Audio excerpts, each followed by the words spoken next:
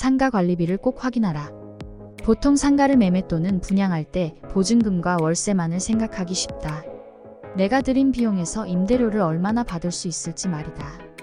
하지만 상가는 임대료 외에도 관리비를 꼭 확인해야 한다. 쉽게 임대가 나가지 않아 공실일 경우 관리비를 소유자가 부담해야 하기 때문이다. 보통 대출을 끼고 상가를 매입하는 경우가 많은데 대출이자에 관리비까지 지출되면 부담을 느끼기 쉽다.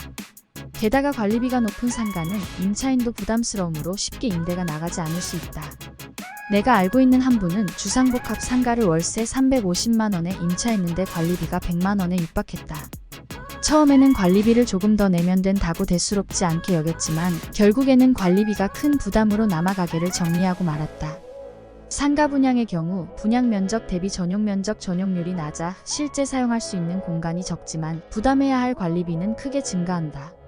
일반 상가의 경우 지역에 따라 많은 차이가 있지만 평당 대략 1만원에서 많게는 5만원까지도 나온다. 실평수 기준이 아닌 평당으로 말이다. 다시 말해 전용 평수 40평을 분양 평형으로 환산하면 대략 80평형이 되는데 평당 1만원으로 계산해도 매월 기본 관리비가 80만원 정도 나온다는 것이다. 실제 인천의 어느 한 분이 감정가보다 싸다고 분양 평수 300평 상가 전용 면적 150평을 낙찰받았는데 사용해보지도 못하면서 지불하는 매달 관리 비용이 300만원이라고 들었다. 임대가 안 나가 다달이 대출이자 또한 300만원으로 총 600만원의 돈이 매달 빠져나가는 것이다. 600만원을 벌어도 시원치 않을 텐데 자금에 여유가 있는 분이라면 그나마 괜찮겠지만 여기에 올인한 분이라면 빠져나가는 돈에 입이 바짝바짝 마를 것이다. 결국 이런 상가는 나중에 다시 경매시장에 등장할 확률이 높다. 충분한 조사 없이 막연하게 잘 되겠지라는 아니란 생각의 결말이 어떻게 되는지 보여주는 단적인 예라 할 수 있다. 건물마다 관리비가 다르니 철저히 조사할 것.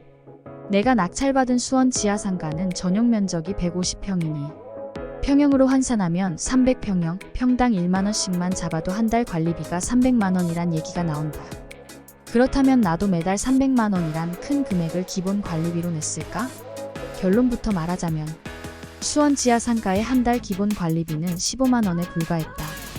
기존 상가와 달리 아파트 상가는 아파트에서 관리하는 것이 아닌 아파트 상가 자체에서 관리에 관리비가 저렴한 장점이 있다. 기존 상가들의 관리비가 비싼 것은 상가 관리 인원이 많기 때문이며 인건비가 관리비의 가장 큰 부분을 차지한다고 볼 수 있다. 그러나 아파트 상가는 상가 자체에서 할 수 없는 부분만을 용역으로 줄 뿐 직접 모든 비용을 처리하기 때문에 저렴한 비용으로 상가를 관리할 수 있다.